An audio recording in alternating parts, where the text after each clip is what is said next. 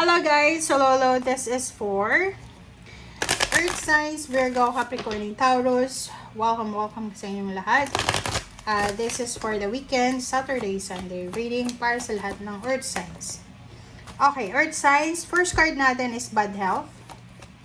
Earth Signs, next card is toil and labor. Nako, Earth Signs. Earth Signs, especially doon sa mga Virgo, Taurus, and Capricorn. Sinasabi ng bara sa'yo na this weekend, posibleng magkasakit ka or posibleng makaramdam ka ng hindi maganda sa katawan mo. It's because of hard work. Overworking. Okay? Stress.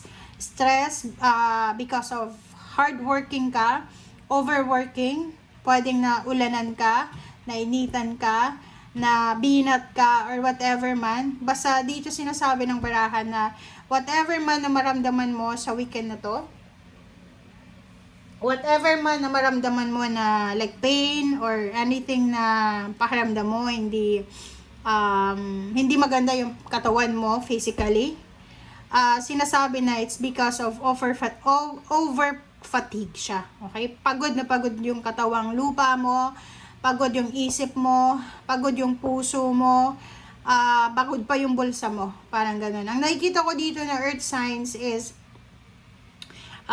you are suffering emotionally and mentally. Na pwedeng nagkukos ng physical or you're suffering financially, emotionally, physically, spiritually. Parang ganun. So, yun. So, kung wala ka pang sakit ngayong linggong ito, magpasalamat ka. But this one is warning for you na mag-iingat tayo sa pagtatrabaho, especially kung nagtatrabaho ka sa mas mga delikadong lugar, or yung trabaho mo ay napakabigat, or yung trabaho mo ay medyo toxic siya, that will cause yun stress. Sinasabi ng baraha, mag-iingat ka kasi yun ang pwedeng maging rason ng mga sakit-sakit or ano pa man.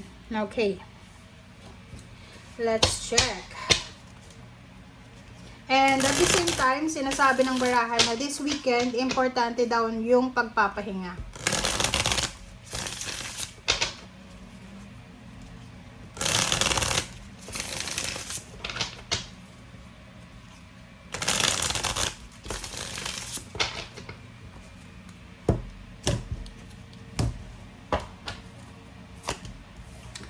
Okay, Earth Signs. 8 of Cups, King of Pentacles, Knight of Wands, the Moon, and then Queen of Cups. Okay, so may kita mo dito, there's an 8 of Cups. Yung 8 of Cups na to guys, it's either you're traveling for vacation, or it's either you need to travel, you need to parang rejuvenate, diba? Detoxify, purify. 8 of Cups, you need to withdraw yourself. Kailangan mo daw na alisin ang sarili mo sa toxic na relationship, toxic na tao, toxic na boss, toxic na company. Parang sinasabi ng bara sa'yo na you need to remove yourself from parang mga nakakasira ng sistema mo. Okay? Nakikita ko sir dito na isang exciting na balita.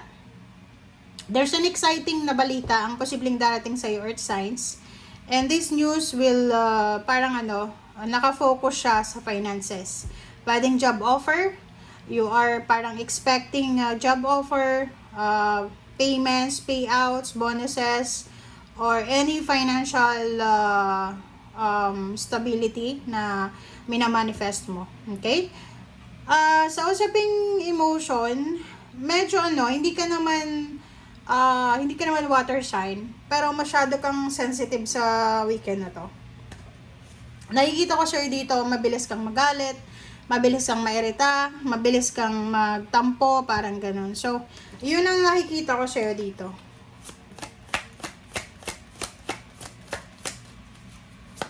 Okay, 8 of Cups.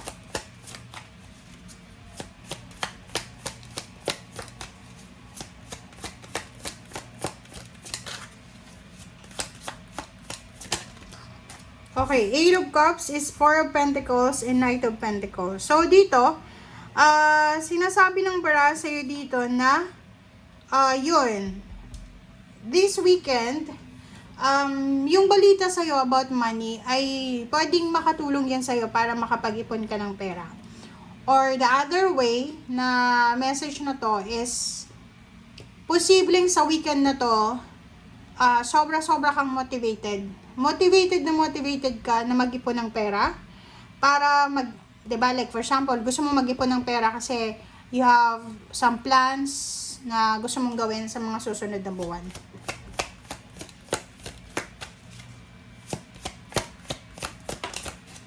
Okay, next card natin is Ten of Swords, Knight of Swords. Knight of Wands. So, yun, there's a direction dito, guys. There's a new direction. Like, for example, hindi ka na masaya sa company na pinagtatrabahuan mo, or hindi ka na masaya sa relationship mo. There's a pause na posibleng mangyari sa weekend na to, or maybe next week. So, sinasabi ng barahan na yung mga paghihirap mo, okay? So, this week, bago matapos yung March, sinasabi ng barahan na there's a realization here na lahat ng pinagpaguran mo, lahat ng mga stress na naranasan mo for the past few months ay worth it pala. Lalo na doon sa mapopromote, doon sa mga madadagdagan yung sweldo, ganyan, ganito. Ace of Pentacles. Okay, huwag kang matakot. If there's an offer or there's a financial offer or job offer sa'yo, pero may kaunting takot ka na nararamdaman, sabi ng baraha sa'yo, huwag kang matakot daw. Harapin mo yung kung ano man natakot na to.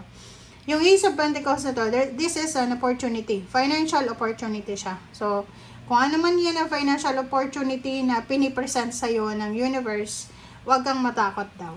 Okay?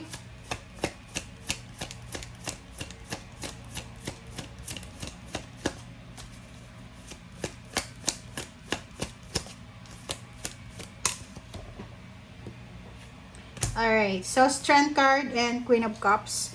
So, dito sa Strength card and Queen of Cups, sinasabi ng baraha sa'yo dito na emotionally, diba, yung emotion natin, sobrang magiging strong this weekend. Kumbaga, nakikita ko sa'yo dito for several years siguro, or several weeks and months. Medyo nawalan ka ng pag-asa, nawalan ka ng motivation. But this weekend, marirealize mo na bilog ang mundo, you're still alive, na you have the opportunity and possibilities na mabago yung takbo ng buhay mo. So, for example, for a few weeks or few months, nakaranas ka ng depression, anxiety, nagtago ka sa comfort zone mo, but this weekend, marirealize mo na, no, I need to go out, I need to find my own place, parang ganon. So, nakikita ko sa'yo dito na confidence level mo to the highest level. Trust and faith sa sarili mo, ganun din. Nakikita ko yung plano mo. You're full of parang unreachable plans. Okay? Which is, kaya mo naman. Okay? So, nakikita ko yung planong pag-iipon ng pera, planong paglilipat ng trabaho, planong pagta-travel, planong makahanap ng mas magandang posisyon, ganyan, ganito. Okay? Thank you guys. Bye!